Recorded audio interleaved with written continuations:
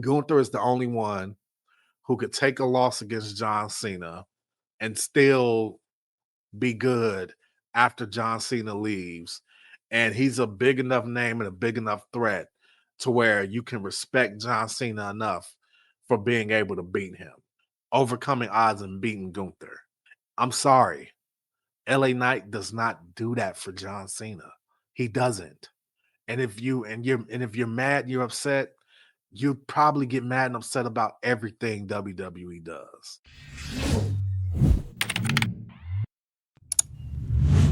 All right, man. This is the Crimson Mass Show. Pro wrestling takes with an attitude. All gas, no filler. Let's get into it.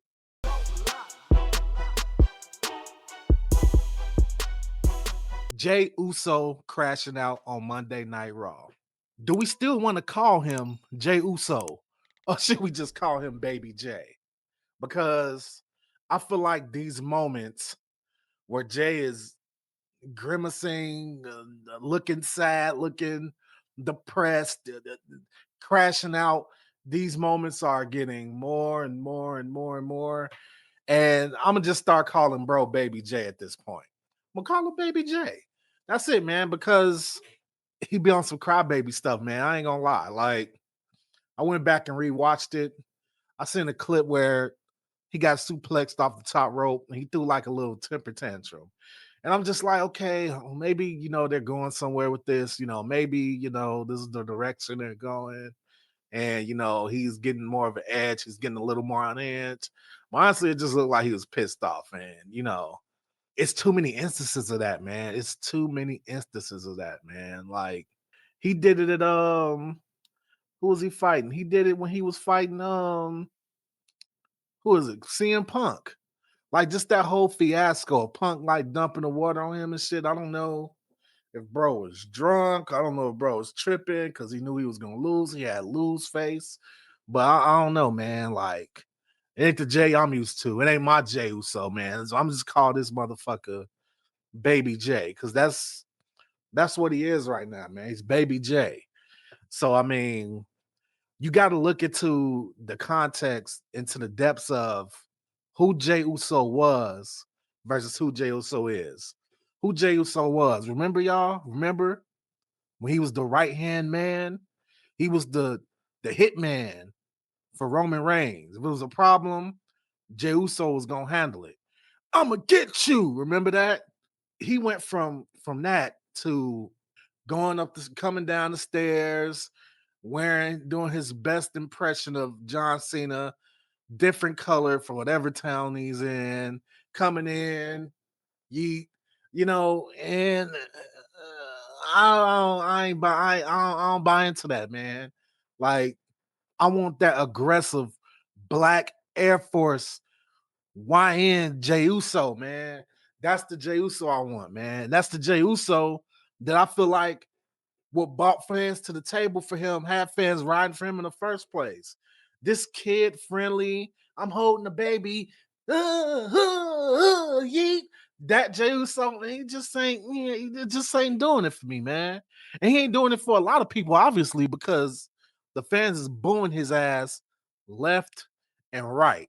And then with Jey, it's also like just the constant of Roman Reigns living in his head rent free. He's living in his head rent free.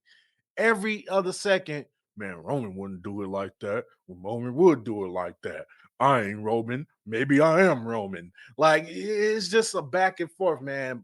Roman is doing his own thing, man. Roman is off chilling.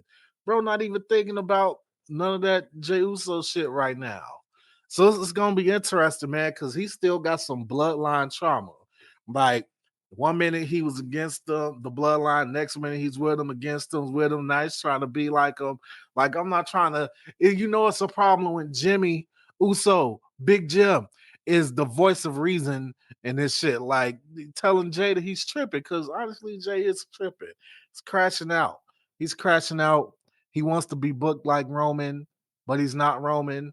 Like, I don't know, man. I don't know. I could go on and on and on and on about Jey Uso, man.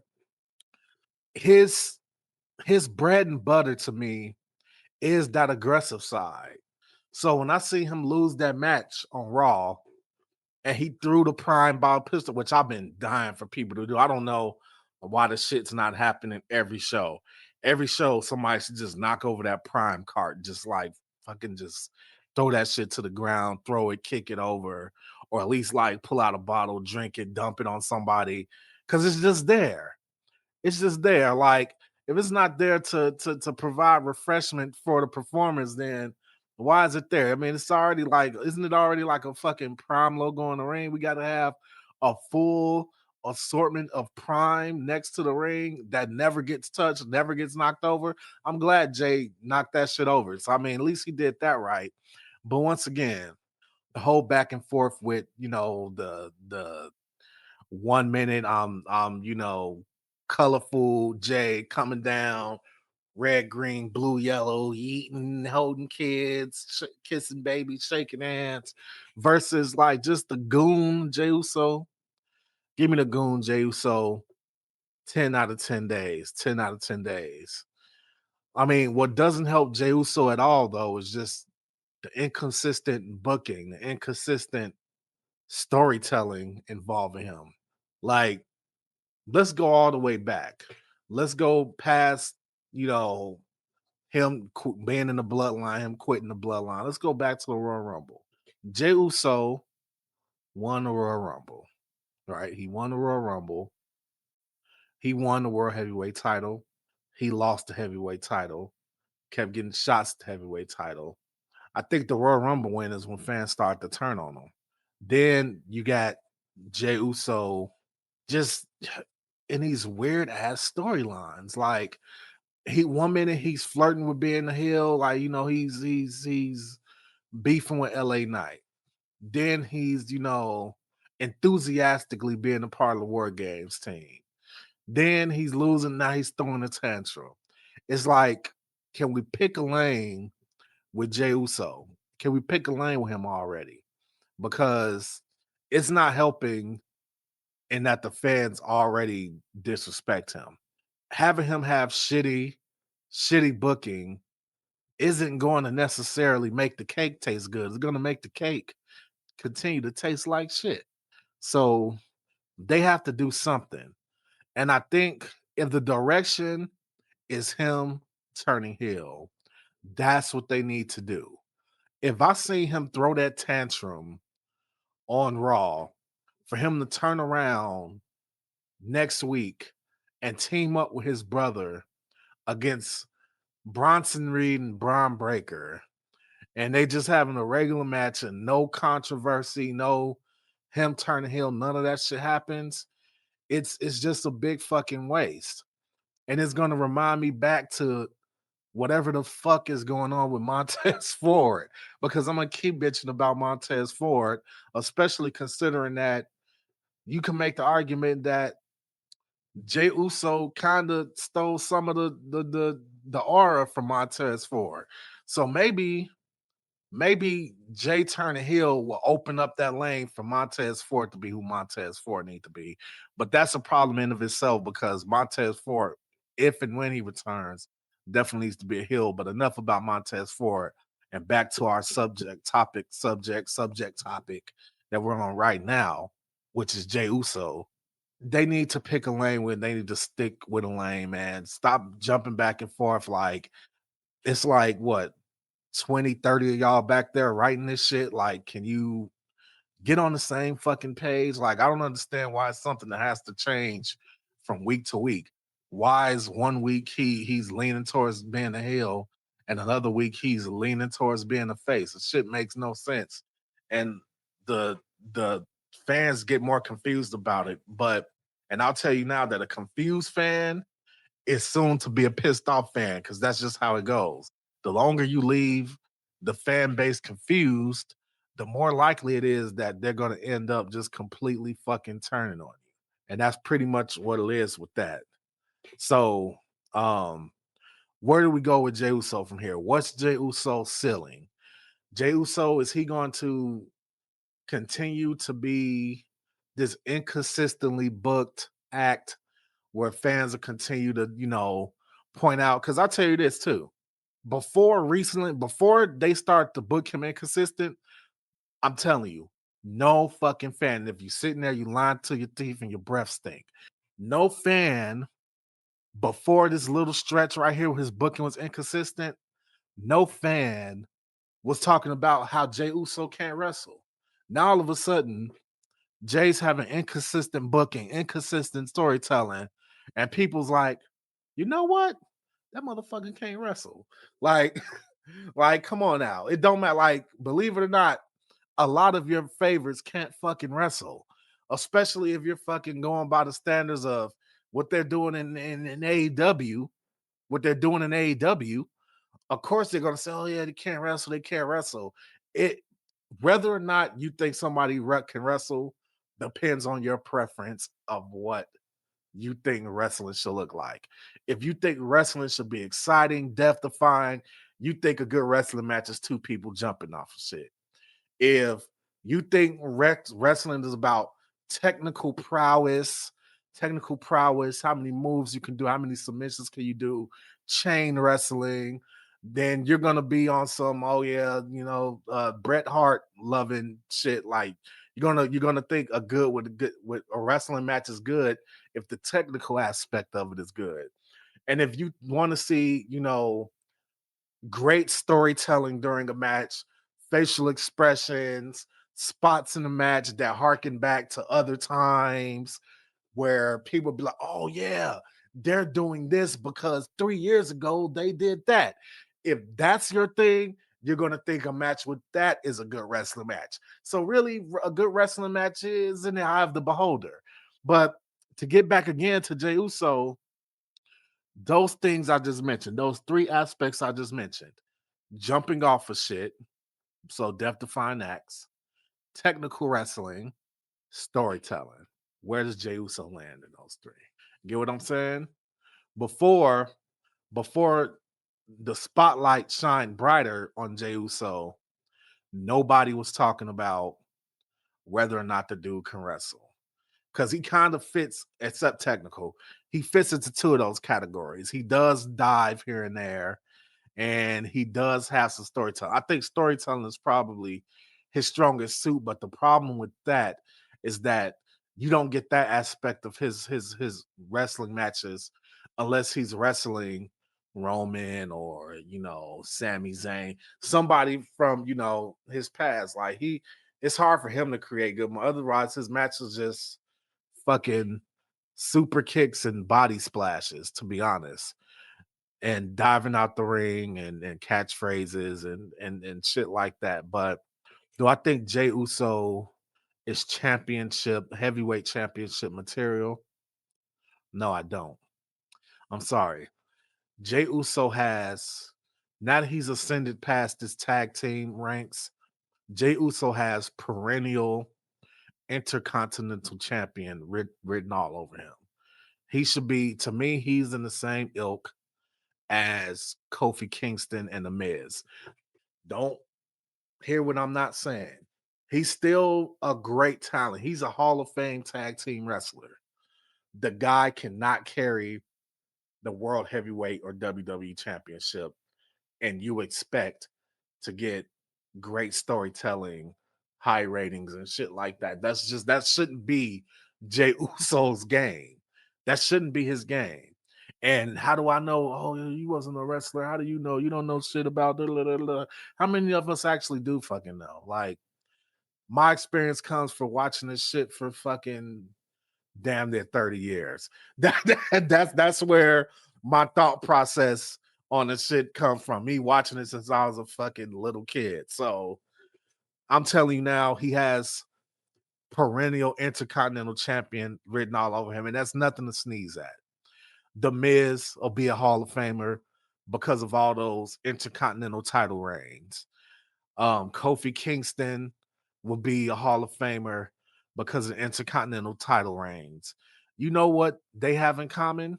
They all only won the championship, the World Heavyweight Championship, once or twice. The Miz did it twice. Kofi did it once. And that should be the same for Jey Uso. Maybe at some point he gets another short stint at the main title. Fine. But He's not a guy who I would have in and around the main event scene all the time. He's no different than prime Kofi Kingston or The Miz. Like, and I think that's fine. And people need to accept that. Stop trying to make Jey Uso something he's not.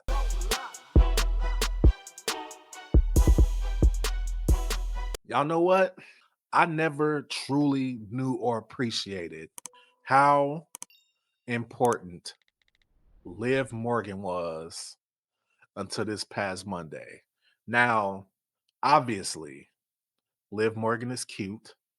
Liv Morgan has went from being someone who I would describe as a subpar women's wrestler to now, honestly, while I don't think she's like this technical masterclass of wrestling, I do think that she puts on good wrestling matches, and I do think her in-match storytelling is pretty good.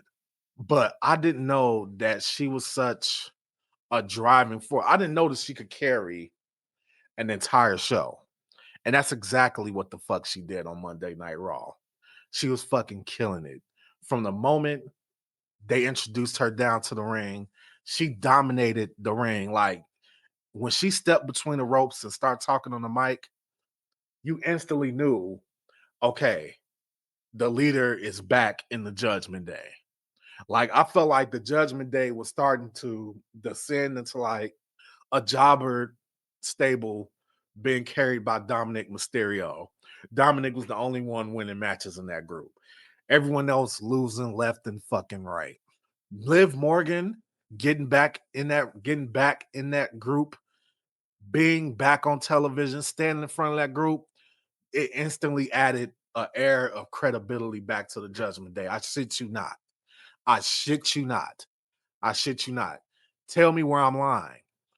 She basically, her on Raw, she basically executed her agenda from beginning to end. She came in, she established herself as the clear faraway leader of Judgment Day. For weeks and weeks and weeks, Finn Balor has been talking shit, bickering to Dominic, talking shit to Dominic. Liv got back around, Finn ain't say shit. Finn stood in the back clapping, nodding his head in approval of everything she was fucking saying. I thought, Petey Stunt thought, tons of fans thought, soon as Liv got back, she was going to start shitting on Roxanne Perez, kick her out of the group. Liv embraced Roxanne Perez. Now, could that eventually come back to bite her? Stay tuned. We'll see. But for now, Liv embraced Roxanne Perez. Instead of her saying, no, you know what? Me and Raquel Rodriguez, we're the tag team. We're you don't fit in. She said, no, you two, you're together. You're the tag team. I'm going after the women's world title. I'm going after Stephanie Vaquer. And she made that known to Stephanie Vaquer by the end of the night when she pressed her backstage and told her that she's coming for that shit. She just wanted to let her know that she's back. Then by the end of the night, Liv Morgan basically took Roxanne Perez and elevated them to the biggest threat for the women's tag team titles. Something that honestly, in all those teams, I would have put them in last place. I would have put them behind the Kabuki Warriors, Rhea Ripley and Io Sky, and Charlotte and Alexa Bliss. I would have put them as the fourth likely team to win those titles because I don't see Bailey and Lyra Valkyrie fucking win those belts. But she elevated them to feeling like a fucking threat. And a moment that I really liked was, and it almost felt like Roxanne kneeling down and acknowledging that Liv was her tribal chief, basically, when Roxanne like tried to hand Liv the tag team title, and Liv officially accepted her as a member of the Judgment Day when she said, no, this is going to be for you. And then held her and Raquel Rodriguez hands up. That moment was fucking powerful. Liv ran that show. The energy from Monday Night Raw was completely fucking different with Liv Morgan a part of that show, and I had no clue no clue whatsoever that Liv Morgan was going to have such a meaningful impact to that show. I swear to God, I did not. I thought that she would have been, bits and pieces, but it felt like the entire show was built around Liv Morgan. Liv Morgan, she even from the moment Liv came back, she went to fucking work. She made sure Dominic won the Intercontinental title back.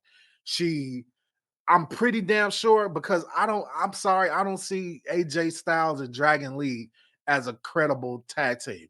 Yes, they had a fucking excellent spot on Monday with the double stump going into the Styles Clash. That was an excellent fucking spot.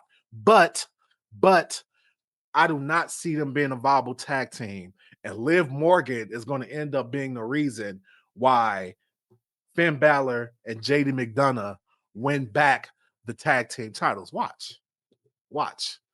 She's the driving force. That team is going to end up having all those fucking belts again. Watch. I'm telling you. Dominic's going to be the Intercontinental Champion. The Raquel and Roxanne Perez are going to be the women's tag champions. Finn Balor and JD is going to win those tag belts back, and Liv Morgan is going to take Stephanie Vaquer's belt because as much as I like Stephanie Vaquer, as awesome as I think she is, as hot as I think she is a paper champion. I fucking hate to say it, and I don't think it's going to be a long-term thing when she's a paper champion, but for now, she's still new in this main roster shit. She's still new. That her presentation is great. But Liv Morgan, Rhea Ripley, people like that, they're on a different level right now. Rhea Ripley went through this. It's nothing to throw shade at. Rhea Ripley, Liv Morgan have both been through this. Liv Morgan and Rhea Ripley came up around the time. Well, Liv, she was with Riot Squad, so she just wasn't being pushed. But I'm talking about the moment from Liv being pushed now. When Rhea's a better example. When Rhea first got called up, she had a lot of buzz. She fought Charlotte Flair at WrestleMania. She lost the NXT title to Charlotte Flair. Remember that. That's where Stephanie Vaquer is now. Then Rhea had to go this long about way where she was a tag team. She was a tag team partner with I want to say, was it Nikki Cross? She was a tag team partner. Then she became mommy, and then she eventually elevated to where she is now. Stephanie Vaquer is going to go through the same thing. There's no shame in somebody fucking coming in, having instant success, being a paper champion, having to take a step back, having to claw their way up to even higher parts of where they are now. There's nothing wrong with that. And I think that's what's going to happen. And if you guys disagree with me, my biggest point of evidence is look at the WrestleMania promotion. Look at the women in that WrestleMania vignette. Look at it. Do you see Stephanie Vaquer there? I looked for her several times. I mean, as of yet, unless they redo the commercial, I didn't see Stephanie Vaquer there. I seen Rhea Ripley. I seen Io Sky. I seen Charlotte Flair. I seen Tiffany Stratton. I seen Becky Lynch. I seen Jade Cargill. I seen Liv Morgan. Those are the women I seen in that commercial. Stephanie Vaquer is not considered at the same level as those women that are in that commercial as of yet. She's just not. And I love her. I think she's great. Don't hear what I'm not saying. I think Stephanie Vaquer is great. I also think there's time to elevate Stephanie Vaquer. I also think her chasing the women's world title further down the line will probably be more beneficial to her. But for right now, Liv Morgan is running that shit. And it can't be denied. It can't be disputed.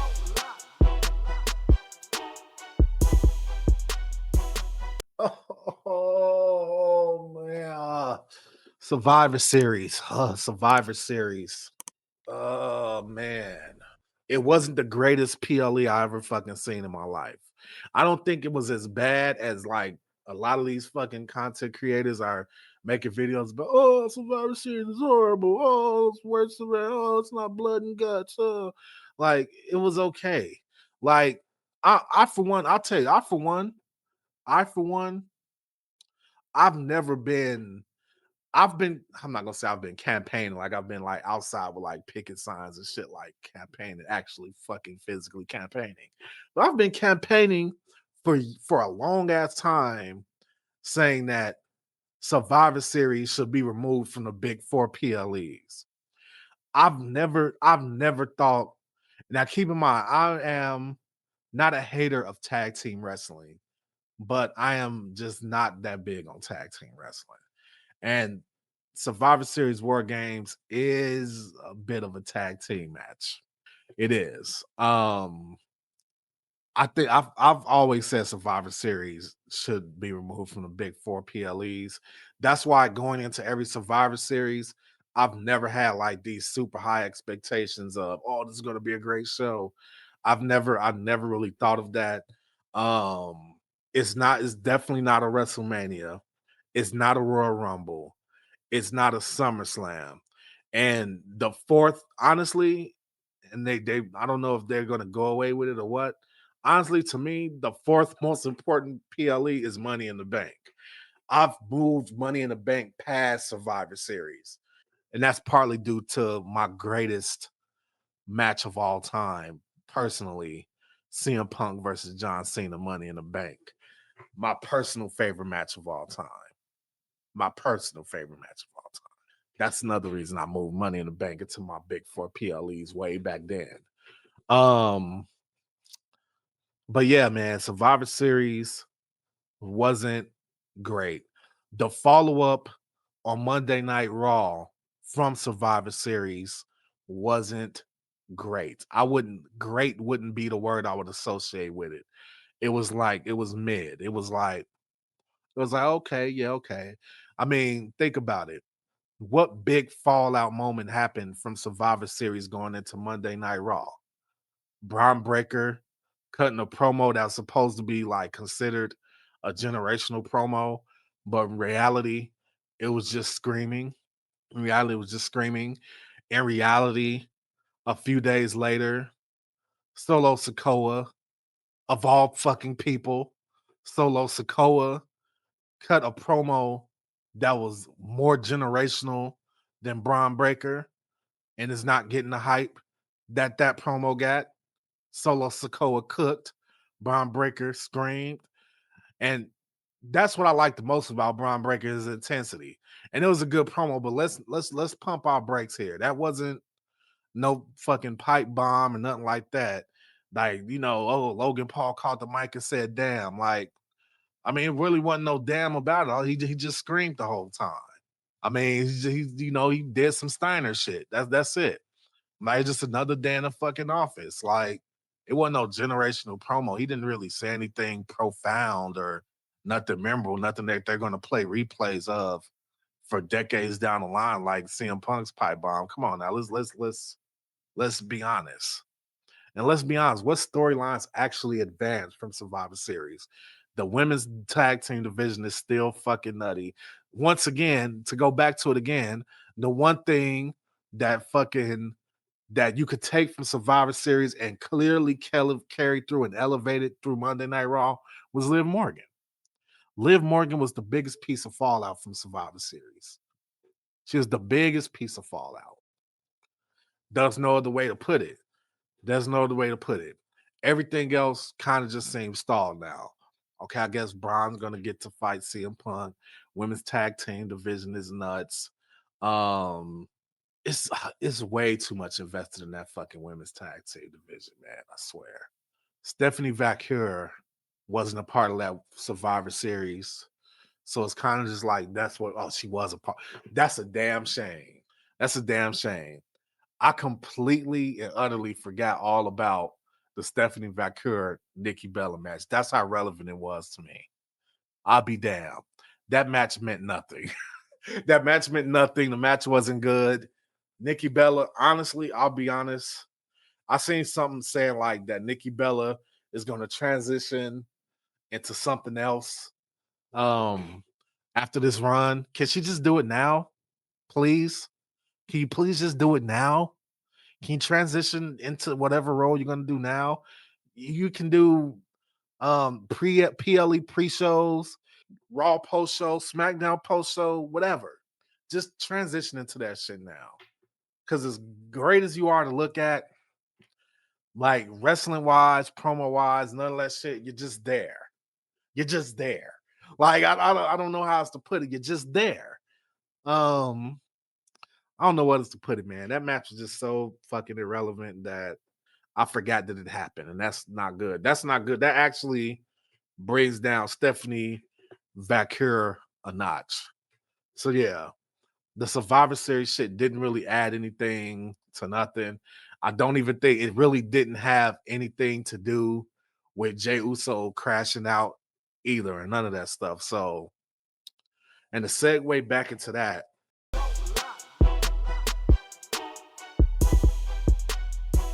the last time now tournament has finally concluded as of SmackDown.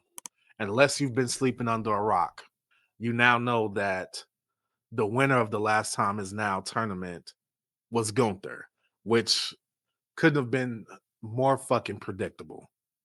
Couldn't have been predictable. And they had a way to get out of it, and now I'm going to tell you how they could have got out of it in a minute here, but it couldn't have been more fucking predictable. Gunther winning that shit. Um, did the tournament feel competitive? Yes, the tournament did feel competitive. I did feel like there weren't many squash matches in the tournament. I felt like every match for the most part, felt like both people had a chance to win. Um, Javon Evans made himself look good. Carmelo Hayes, honestly, I think Carmelo Hayes elevated himself the most out of all those guys, and I'll get more to that in a second. Um, but there was no real surprise here. There was no real surprise here. It was kind of just was what it was. Um, very good matches, but we all knew once Gunther entered the tournament with his old music, with his new robe, that he was gonna fucking just sweep the field. We knew it. Like it was inevitable. It was inevitable outside of some type of interference or somebody costing Gunther the match. It was inevitable. And they had brief moments where they made it seem like somebody else might win.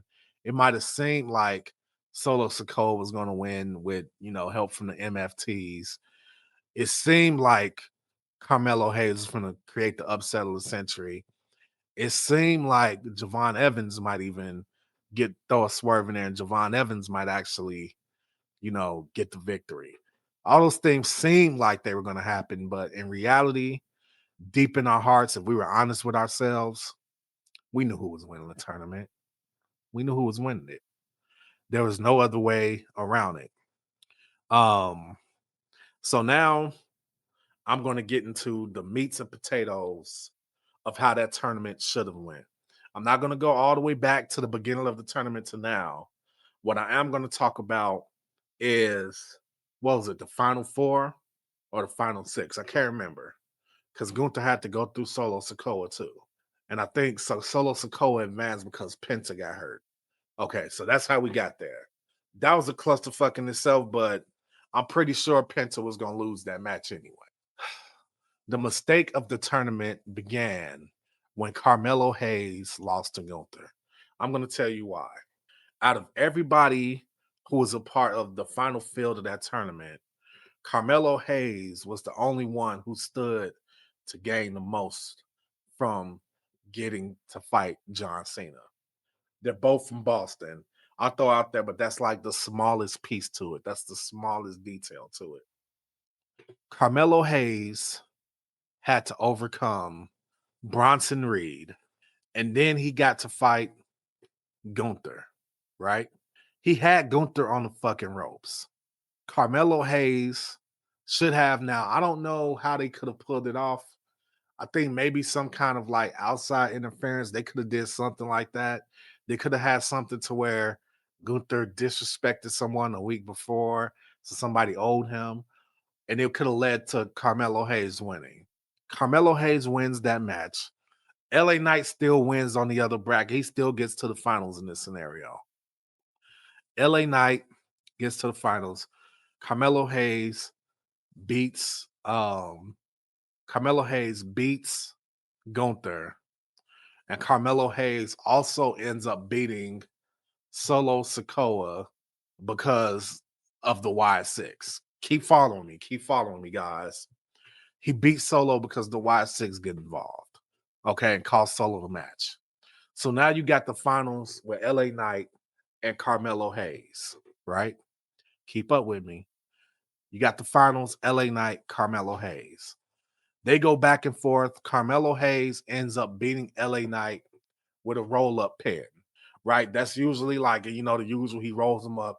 LA Knight's looking like, what the fuck, Carmelo Hayes goes on to face John Cena at Saturday Night Main Event. Saturday Night Main Event come up. Carmelo Hayes is putting up a fight against John Cena in John Cena's last match. LA Knight, there's a ref bump. The ref takes a bump. The ref is incapacitated. LA Knight runs down to the ring. LA Knight submits his heel turn, hits Carmelo Hayes with a BFT. John Cena, for whatever reason, John Cena is also down at this point too. So I'm going to say that maybe Carmelo inadvertently knocks John Cena into the referee, and John Cena and the referee are both down. So that lets LA Knight come to the ring, hit Carmelo with a BFT, right? Carmelo's down. John Cena's stirring. John Cena gets back up. John Cena has no clue that LA Knight just hit Carmelo Hayes with a BFT. So, you don't get the John Cena looking around, oh, what's going on? You don't get any of that. John Cena just sees his opponent is down. John Cena hits Carmelo with an attitude adjustment. Boom. LA Knight is still somewhere at the top of the ramp. John Cena didn't see him. He goes for the pin on Carmelo after attitude adjustment. Carmelo kicks out. LA Knight looks shocked. But then John Cena turns that kick out and transitions it directly into a STFU. Carmelo has to tap out, right? So who does that elevate? Now, because of the circumstances, Carmelo comes out of Saturday Night Event white hot. He beat Bronson Reed. He beat Gunther. He beat Solo Sikoa. He took John Cena to the limit. He comes out of Saturday Night Event white hot. LA Knight comes out of Saturday Night Main Event. Heel turn. New stories open up. New avenue opens up for LA Knight. John Cena wins his final match. Literally everybody involved comes up. Because I could tell you right now, Solo Sikoa and Gunther, them losing to Carmelo, that doesn't affect them at all. It doesn't affect them at all. Gunther doesn't even need to have the match against John Cena. They're just playing it safe because Gunther's he's a dog. Gunther is a dog. That's why they was like, oh, let's play it safe. Let's put a dog in there with John Cena. But Carmelo could have been elevated so high, man.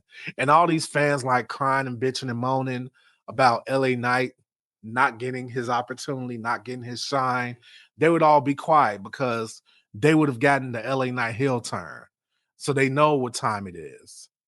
Carmelo would have came. How would have booked it coming out of Saturday Night Event? A feud instantly starts between LA Knight and Carmelo Hayes because of LA Knight LA Knight kind of costing Carmelo Hayes the match against John Cena. You know what I would have done? In their feud, I would have had LA Knight get the win because Carmelo Hayes would be and I would have him get the win over Carmelo Hayes via roll-up pin, pulling the tights. Carmelo Hayes would have been so white hot coming out of Saturday Night Main Event that it wouldn't have mattered if LA Knight cheated and beat him in their first match. So now, who do you make? Who do you make now? Now you have Carmelo Hayes still white hot coming out of Saturday Night Main Event.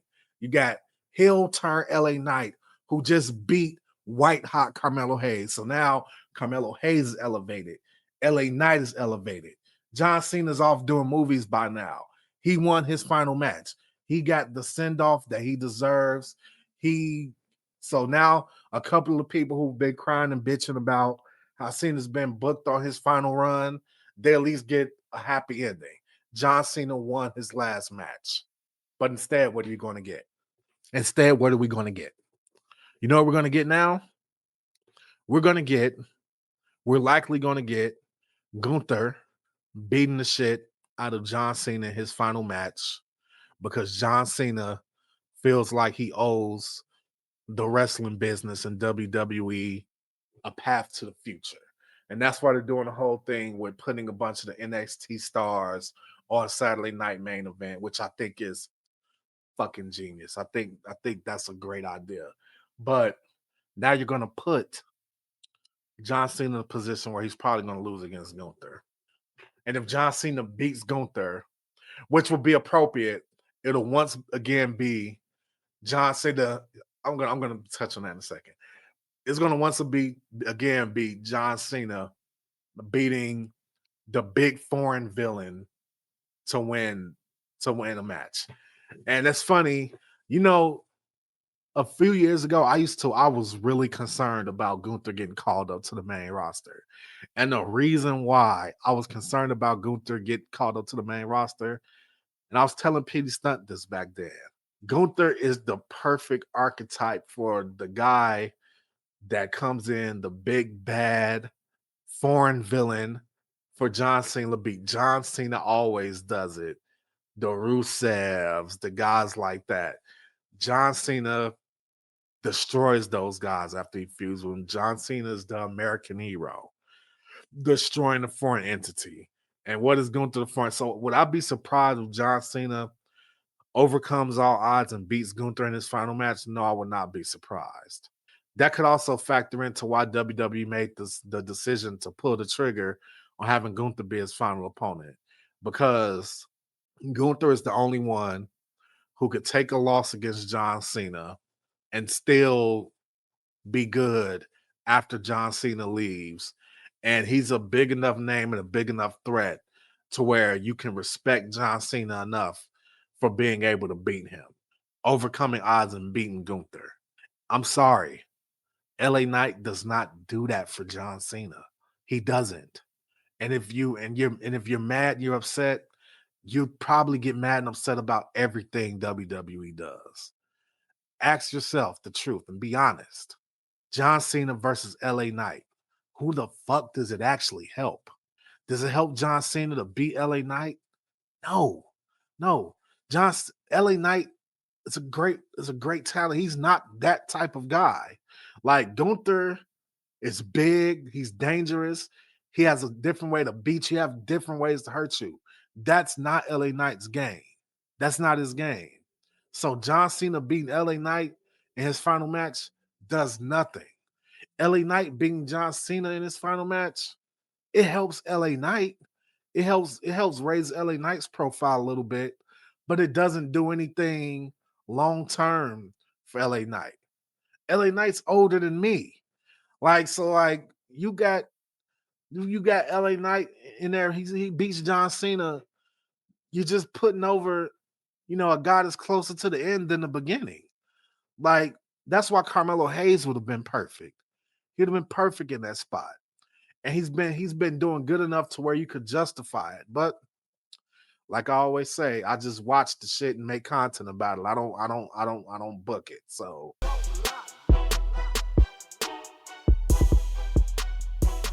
AEW, y'all gonna end up thinking I just hate AEW and I shit on AEW all week. But see, here's the thing: I don't hate AEW. I hold AEW to the same standards that I hold WWE, and I'm not gonna make the fucking excuse like, oh, they only been around for 5-6 years. And no, I'm not gonna do that shit, because if Tony Khan claims they closing the fucking gap, then I'm gonna fucking treat them like they're in the same type of stratosphere as WWE. So with that being said, this past episode of Dynamite, because I swear for the love of God, it's hard for me to, one, know when Collision even comes on, and two, it's hard for me to actually find Collision to watch it. Like, it's like fucking looking for Waldo. Like, where is Collision? Let me tell you something. For some reason, AEW has been letting too many people talk too fucking much. Y'all do not have the microphone maestros in y'all repertoire that you think you got. I seen too many people talking. And the more talking and the less wrestling that's done on AEW, the worse it is. Because the majority of the wrestlers in AEW can't fucking talk. Who can talk in AEW? Samoa Joe can talk. Eddie Kingston can talk. MVP can talk. MJF can talk. Don Callis can talk. And once you get past that, and you guys could correct me, once you get past those guys, I find it really fucking hard to find somebody who could cut a good promo. I don't think I'm just being honest. You mean to tell me I had to watch a fucking promo segment with Hook talking? Hook? One of the worst fucking talkers in professional wrestling. Please keep him off my television screen talking. And I like Hook. Please don't fucking talk. I liked him better when he didn't say shit and he was just eating potato chips. Don't fucking talk. Please. There's not one, like, Britt Baker is somewhere in the fucking, I probably don't need to hear any of the fucking other women talk. I'm sorry. Just I don't need to hear any of them talk. Who else we got? Who else wanted to talk on Kenny Omega? I'm finna talk about Kenny Omega. Kenny Omega is a wrestling god to me. Kenny Omega, his strong suit is not his microphone work. I'm just calling how it is. Call out is. None of those guys from wherever are fucking good at talking on the mic. I don't need to hear Okada. Takeshita, I don't even know if he fucking talks. If he does, don't. None of the fucking CMLL guys, I don't need to hear them say anything. Will Ospreay, no thanks. He can't fucking talk his way out of a paper bag. And he had the nerve to fucking sit there that one time and talk about how, oh, everybody in AEW, they all can wrestle and talk better than everyone in WWE. Like, I don't, it's funny you said that because you can't fucking talk better than anybody in WWE. You're on the same wavelength as fucking Ricochet, and you can't bruv your way through the shit with me.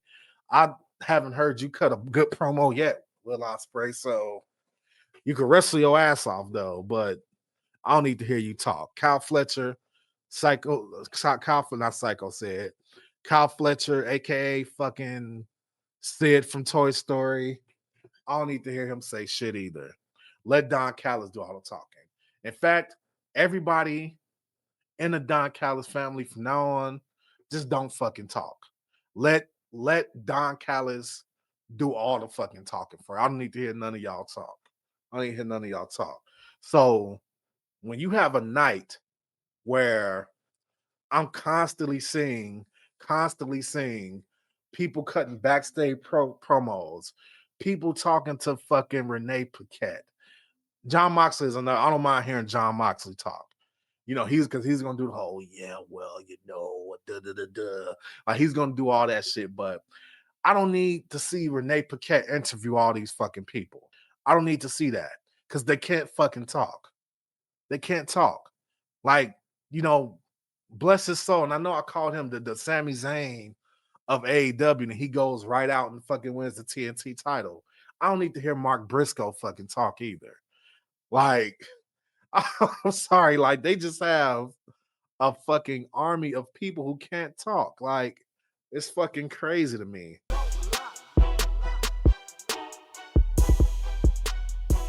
Speaking of Don Callis, Kenny Omega cooked their ass. Like, Kenny Omega cooked their ass, bro.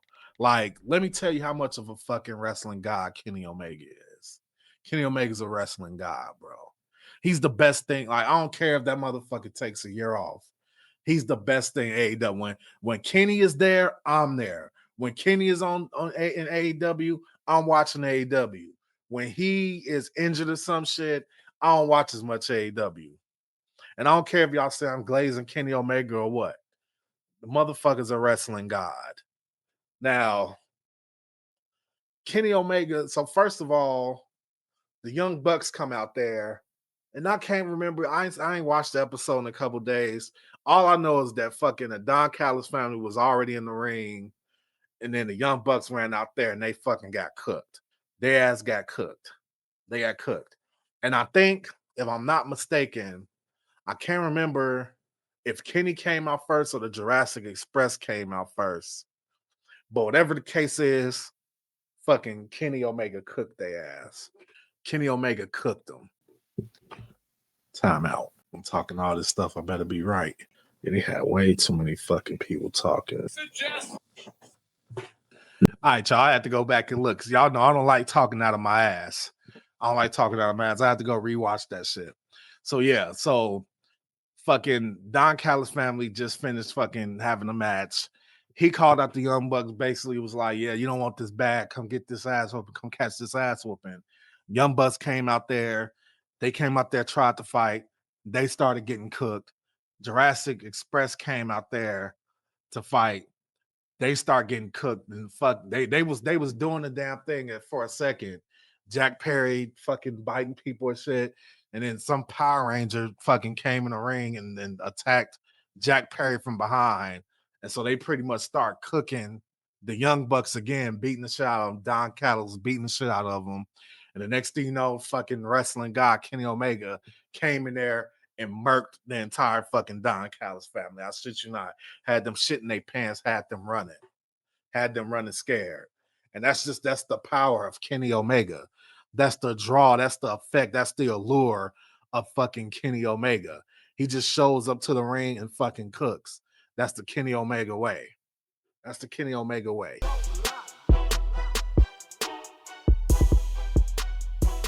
Continental Classic. Okay, here's my feelings on the Continental Classic. I fucking hate that tournament. I fucking hate it. I don't like the point scoring. I don't get it. I honestly, I haven't taken the time to sit there and try to genuinely understand it either. Just being fucking honest. I don't like the scoring system. One thing I will tell you about the Continental Classic, though, I'll tell you that the Continental Classic, you always get good matches, great matches in those Continental Classic tournament. You always get great matches. So that's one thing I won't knock. But I think my biggest thing I dislike about the Continental Classic tournament is that it's not storyline driven, which is, in a nutshell, my overall main problem with AEW is that a lot of the shit is just not storyline driven. And when there is a story, the story doesn't fucking last long enough.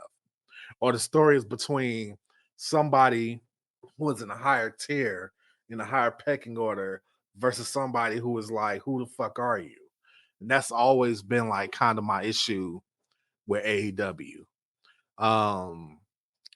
And the Continental Classic is a good example of it. The wrestling is great. But the overall purpose of it, to win like the Continental Classic title and all that shit, is just, it does nothing for the storyline aspect of the show. But I mean, I guess if you want to have, like, a perfect example. A lot different, but perfect example. The Last Time Is Now tournament versus the Continental Classic tournament. Last Time Is Now tournament is storyline driven. Like, you'll be able to get a bunch of different fucking storylines, including the main overarching storyline of who's going to be John Cena's last match. You'll be able to get a lot of different storylines out of the Last Time Is Now tournament. The Continental Classic tournament, you could get a lot of storylines out of it, but AEW, true to what they believe in, their promotion is about, the Continental Classic tournament is about how great of a wrestler you are. And great wrestling doesn't always equal good entertainment or great storytelling. That's just the nutshell. That's the sacrifice of it. You're going to get all these great matches, put these great talents in the ring with one another, but the likelihood that it's going to have great storytelling is going to be short, unless you get shit like Kenny Omega, fucking Will Ospreay, Swerve Strickland, Hangman Page, like people who've had great historic feuds with one another. Unless you get that, then, you know, you really don't it really is not going to push the storyline narrative of that term.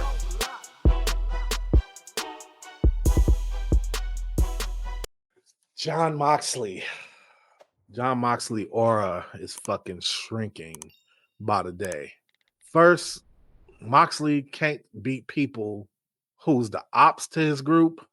Jon Moxley can't beat motherfuckers that's in his group. I truly don't know what they're doing with Jon Moxley. And unless AEW is doing something that I just accused them of not doing and putting together a very long-term storyline of Jon Moxley losing his aura, losing his confidence, I do not see where they're going with this. I don't see if they are.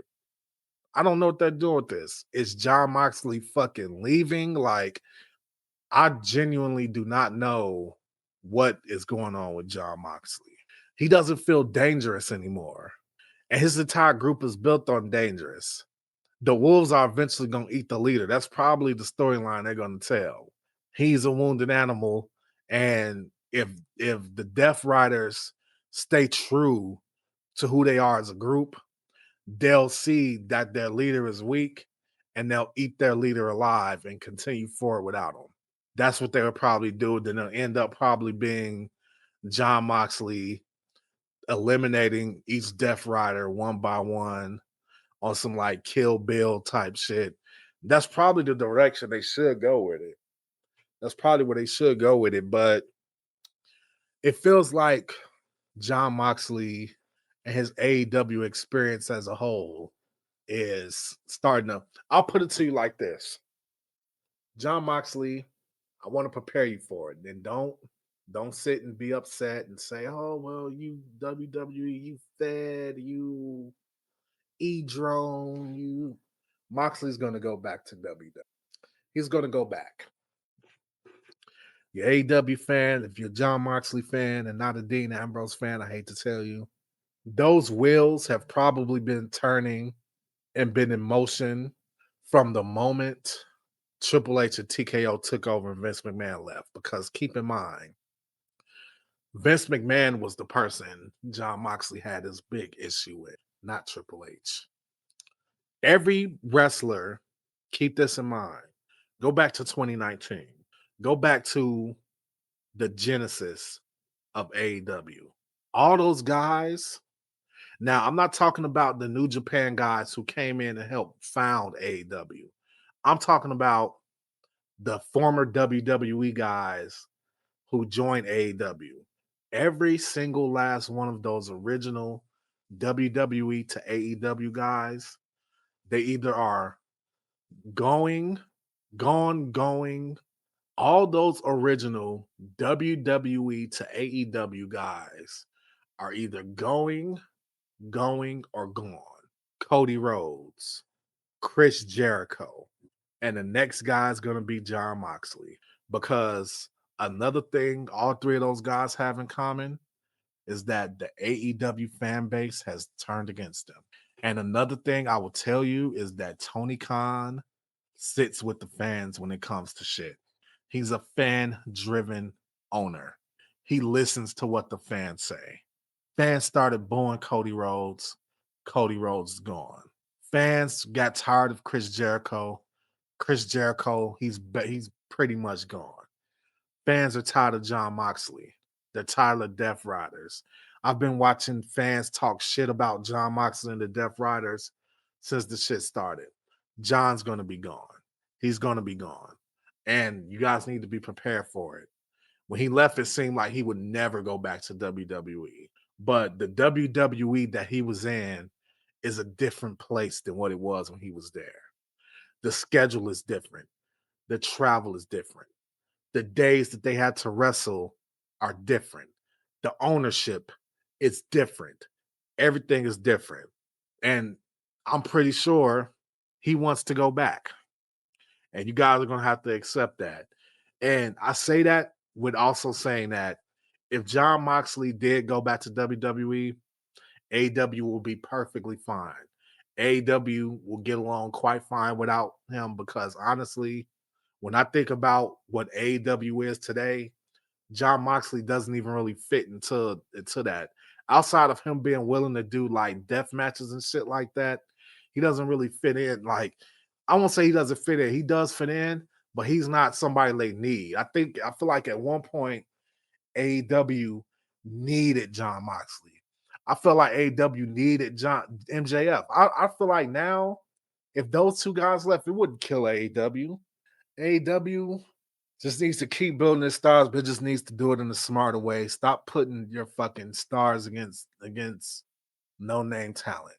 But yeah, Jon Moxley is losing his aura in AEW, and he'll probably end up having to get it back in WWE.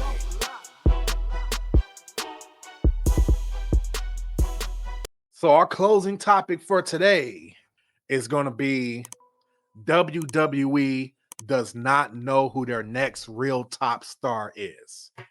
They don't fucking know. They don't know. And the older some of these guys get, the more injury prone some of these guys get, the more breaks some of these guys need to take, the more it's going to continue to hurt the company.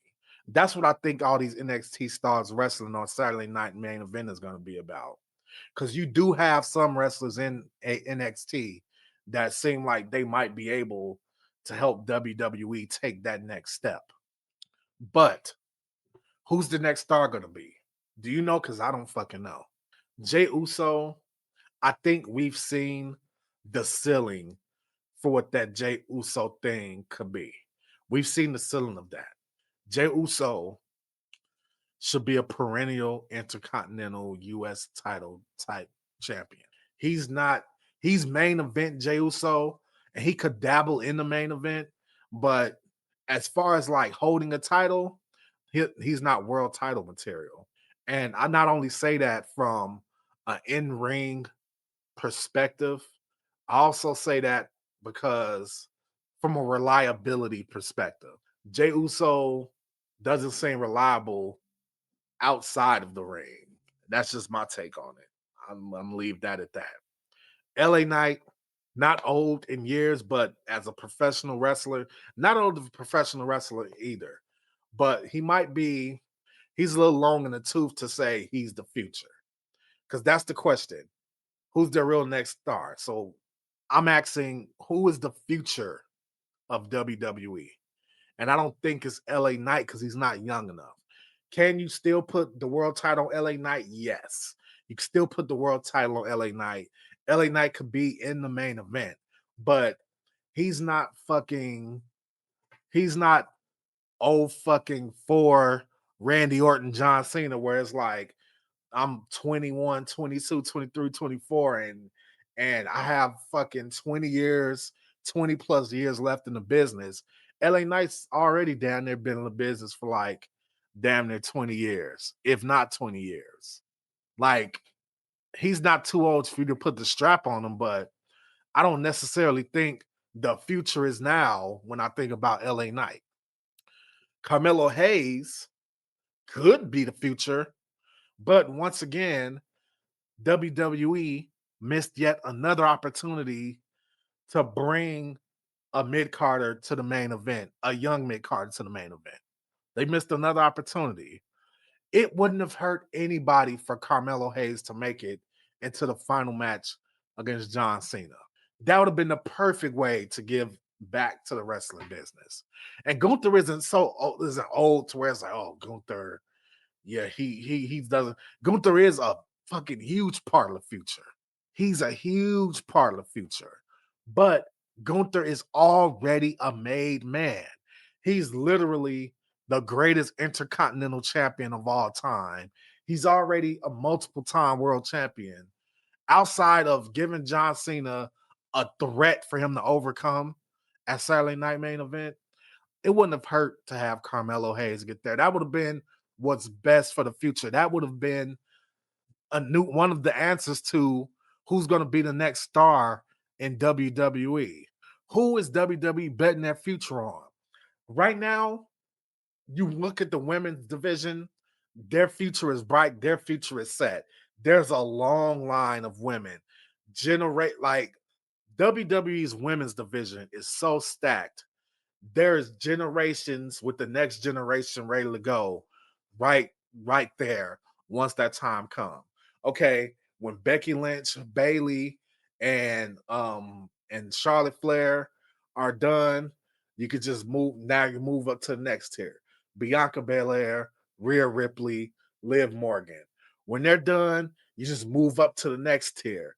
Stephanie Vacure, Roxanne Perez, Julia. And then when they're done, you move right up to the next tier. The women that's in NXT. Like, there's generation upon generation of women's wrestlers that you could just interchange and move out as they get older, which I think is by design because the shelf life of a woman's wrestler is shorter than the shelf life of a men's wrestler. I believe Charlotte Flair said that in one of her interviews. Like, that's true. Like, once their looks start to fade and they lose like a step or two, that's usually it for them. Men's wrestlers, they can wrestle into their fucking 50s and 60s. Women's wrestlers, not so much. Not so much. And it takes a lot of fucking work to look like Trish Stratus and only lose a step at Trish Stratus's age and still go out there and be relevant. Like, every woman can't do that. So I don't worry about the women's division when I wonder about who's the future star of WWE. I worry about the men's division. So who's going to be WWE's next big star? I don't fucking know. Every time I fucking come up with the answer, they change the fucking question. Shout out Roddy Piper. But yeah, man, I don't know. I don't know who their next men's star is. They're booking weird. They're booking funny. I don't fucking know. All right, y'all, that's it. If you enjoyed this, sub to the Crimson Mask Show channel. And if you into the shorts, sub to the Crimson Mask Pro Wrestling channel. We should be dropping shorts all week. Next week, we're going to check out the fallout from Saturday night's main event. Recording schedule might change a little bit just so I'm able to talk about that with you guys. So until then, I'll see you next time. Boom. Crimson Mask, we out of here. It's a wrap. It's a wrap. We done. I'm so tired. What am I gonna do? Quick shout out to our sponsor, W Energy. If you need focus without the sugar crash, this is that clean energy option. No jitters, no weird aftertaste. I use it when I'm ending or recording late.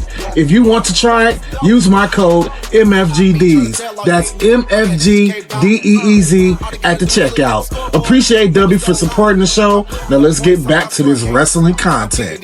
Numbers don't lie, numbers don't lie. I got this, you can't buy.